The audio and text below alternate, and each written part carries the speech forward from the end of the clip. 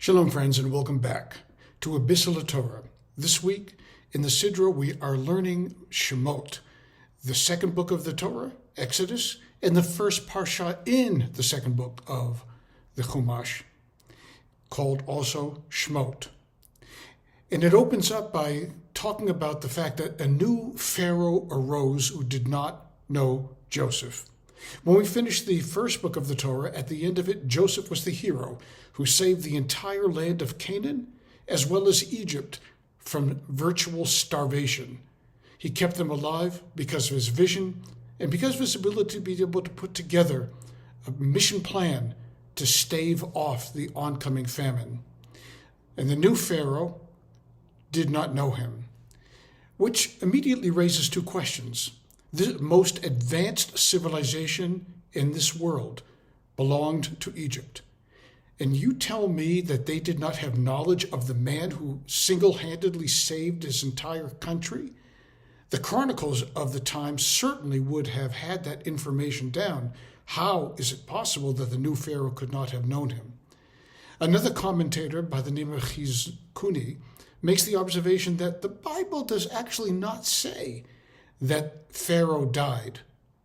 And so when it says a new king arose in Egypt, what it really meant was he decided that he did not want to recognize the events of the past. He had a different plan, something else in mind that he wanted to execute. So what we find immediately is a plan of genocide.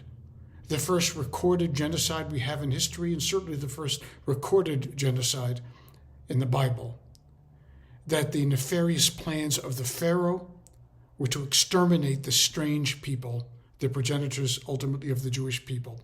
And if you look at the reading closely, you'll be quite surprised by some of the verbiage that we find at the beginning of the book of Exodus.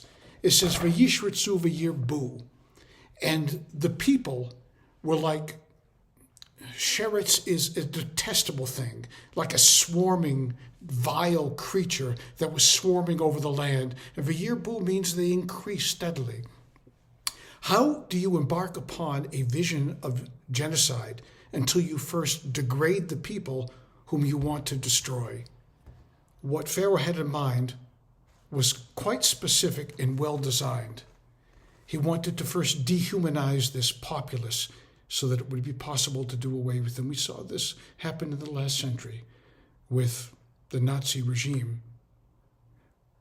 But I think there's another lesson that adheres in this as well that is more directed at our own hearts.